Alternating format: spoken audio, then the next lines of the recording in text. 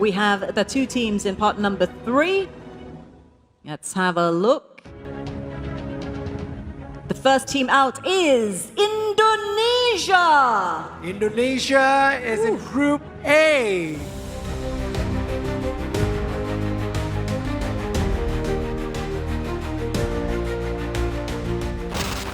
Piala AFF, turnamen paling bergengsi di Asia Tenggara. Tapi bagi timnas Indonesia, ia selalu datang dengan cerita yang serba nanggung.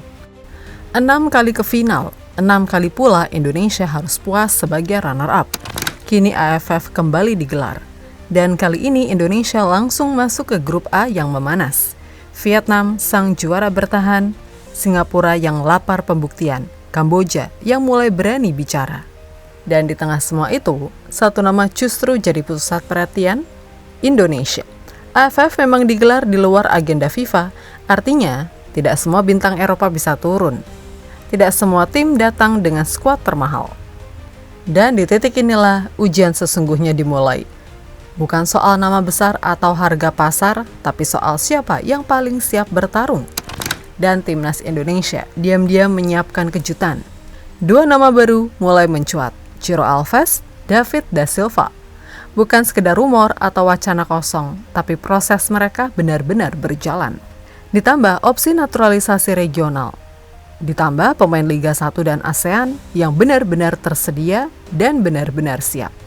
Semuanya dirangkai dalam satu tujuan besar, karena di balik bangku cadangan ada satu sosok yang tidak datang untuk bermain aman. John Hartman datang dengan satu kalimat sederhana, cetak sejarah. Lalu, seberapa dalam kekuatan timnas Indonesia di AFF 2026? Dan seberapa panas persaingan di grup A nanti? Mari kita bahas lengkapnya di video ini.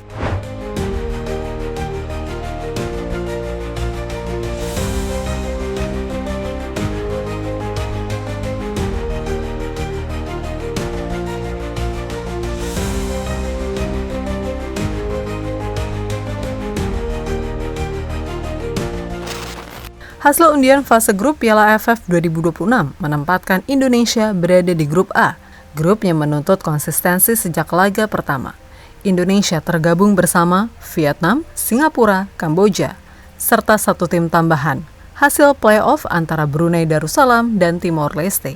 4 pertandingan, 2 kandang, 2 tandang, dan tidak ada ruang untuk tergelincir. Langkah pertama Indonesia dimulai di rumah sendiri. Tanggal 27 Juli 2026, menjamu Kamboja di Stadion Utama Gelora Bung Karno. Di atas kertas Indonesia diunggulkan, tapi AFF selalu punya cerita berbeda. Laga pembuka adalah laga yang krusial. Satu hasil buruk di awal bisa mengubah segalanya, dan satu kemenangan bisa meningkatkan mental pemain. Setelah itu, Indonesia langsung tandang menghadapi pemenang playoff antara Brunei Darussalam atau Timor Leste. Lawan mungkin bukan yang favorit, tapi tidak bisa dianggap remeh. Puncak tensi grup A terjadi di matchday ketiga, Indonesia versus Vietnam, juara bertahan. Tim paling stabil di Asia Tenggara dalam 1 dekade terakhir. Laga ini digelar di Jakarta dan bisa menjadi penentu peta persaingan grup. Menang, Indonesia membuka jalan ke semifinal. Tergelincir, tekanan langsung berlipat. Dan semuanya ditutup dengan laga tandang ke Singapura. Di Stadion Nasional Singapura, tanggal 7 Agustus 2026. Ini bukan sekedar laga terakhir, ini bisa menjadi laga hidup mati, penentuan tiket ke fase berikutnya.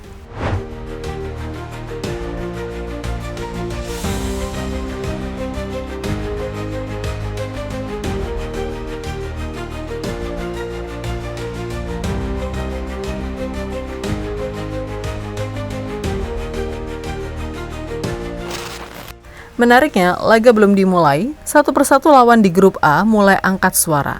Mulai dari Cywar hingga memberikan pujian. Dari Kamboja, pengakuan itu datang secara terbuka.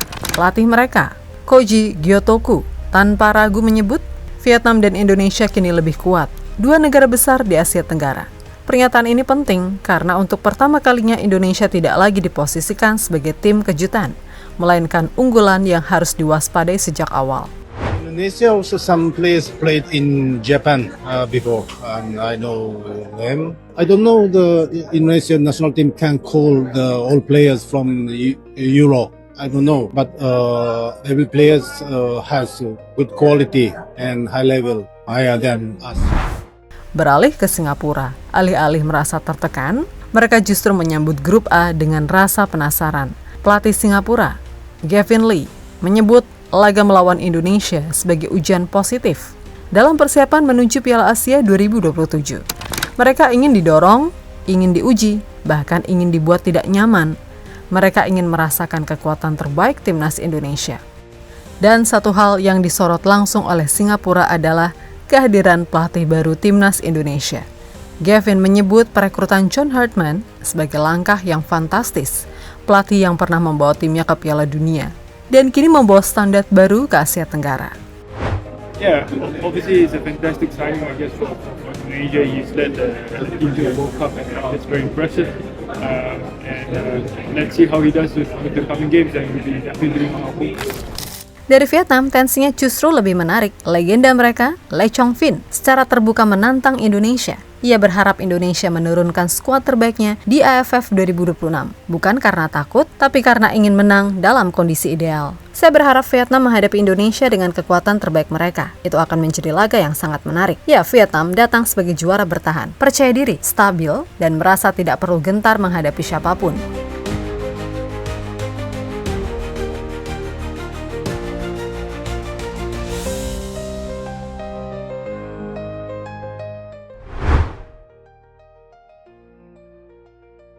Piala AFF 2026 memang tidak bisa mendatangkan tim bertabur bintang karena turnamen ini bukan bagian dari agenda FIFA. Artinya jelas, timnas Indonesia tidak bisa menurunkan skuad utamanya secara penuh. Nama-nama yang biasa jadi tulang punggung seperti Kevin Dix, Kelvin Verdong, Emil Audero, hingga Jesus sangat besar kemungkinan tidak tersedia. Situasi ini tidak hanya dialami Indonesia, semua tim di AFF berada dalam kondisi yang sama. Namun tentu Indonesia yang paling dirugikan. Namun justru disinilah cara pandang timnas Indonesia mulai berbeda. Alih-alih melihat ini sebagai kerugian, Indonesia menjadikannya kesempatan. Kesempatan bagi pemain-pemain Liga 1, kesempatan untuk membuktikan bahwa mereka layak bersaing di level internasional. Dan peluang ini dibuka langsung oleh pelatih tim nasional. Pelatih timnas Indonesia John Hartman menegaskan komitmennya untuk mengikuti dan memantau Liga domestik secara langsung. Bagi Hartman, Liga lokal bukan cadangan, tapi fondasi. Memiliki komitmen terhadap Liga domestik itu sangat penting, karena di sanalah fondasi masa depan kita dibangun. Ia bahkan menegaskan, menonton langsung pertandingan Liga adalah kewajiban seorang pelatih tim nasional. Jika pelatih tim nasional tidak mengikuti Liga domestik, maka tidak akan ada harapan bagi para pemain lokal.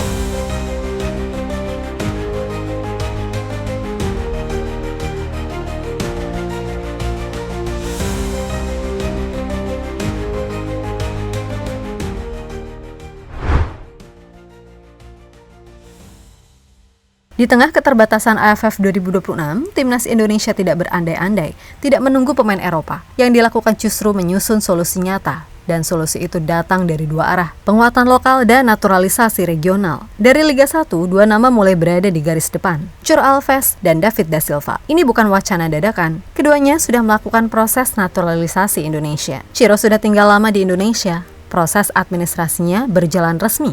Sementara David da Silva memenuhi syarat masa tinggal dan tetap produktif di Liga. Keduanya paham atmosfer sepak bola Indonesia, paham tekanan supporter, dan yang paling penting tersedia penuh saat AFF digelar. Di turnamen singkat seperti AFF, itu adalah keunggulan besar. Namun Hartman tidak berhenti di situ, karena AFF tanpa FIFA window membuka ruang untuk opsi lain, naturalisasi dari kawasan ASEAN. Dua nama mulai masuk radar serius. Yang pertama, Ilyas Al-Haf, winger cepat yang kini bermain di Thailand. Punya darah Indonesia, terbiasa dengan tempo dan karakter sepak bola Asia Tenggara. Ia menawarkan sesuatu yang dibutuhkan AFF, kecepatan, keberanian, duel, dan direct play. Nama kedua, Jordi Weerman, gelandang pekerja dari Liga 1. Punya visi, stamina, dan keberanian mengambil resiko. Dalam skema 3 back racikan Hartman, Jordi bisa menjadi tandem ideal bagi pengatur tempo di lini tengah.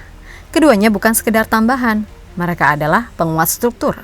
Jika dirangkai, inilah wajah timnas Indonesia versi AFF 2026. Ciro, David da Silva, ditambah opsi naturalisasi ASEAN, dan skuad yang ada di Liga 1. Bukan rencana besar di atas kertas, tapi langkah realistis untuk satu tujuan yang jelas, menang di AFF.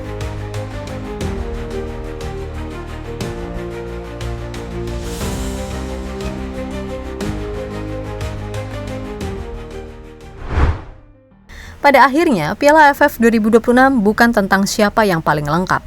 Ini tentang siapa yang paling berani mengambil kesempatan. Timnas Indonesia datang tanpa skuad utama Eropa, tapi datang dengan rencana yang jelas, datang dengan pemain yang tersedia, dan datang dengan mental yang disiapkan sejak awal. Di balik semua itu, ada satu sosok yang memegang kendali arah. John Hartman, targetnya jelas, cetak sejarah. 6 kali gagal di final, 6 kali jatuh di titik terakhir. Kini dengan wajah baru, fondasi liga lokal, dan solusi realistis di tengah keterbatasan, John Hartman akan membuktikannya.